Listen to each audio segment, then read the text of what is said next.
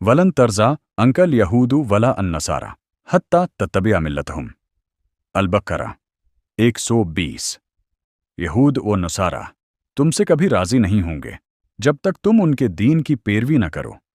اگر ہم دو ریاستی حل قبول کرتے ہیں تو اس کا مفہوم کیا ہے کہ ہم یہود کی اس ریاست کو تسلیم کر لیتے ہیں جو دھوکہ دہی سے بنی، خون اور قبضے سے بنی، اور جو آج بھی مسجد الاقصیٰ کو شہید کرنے کی سازشیں کر رہی ہے۔ رسول اللہ صلی اللہ علیہ وسلم کی ہجرت کے بعد مدینہ کے یہودیوں کے ساتھ بھی ایک امن معاہدہ ہوا تھا، مگر جب انہوں نے خیانت کی تو کیا ہوا؟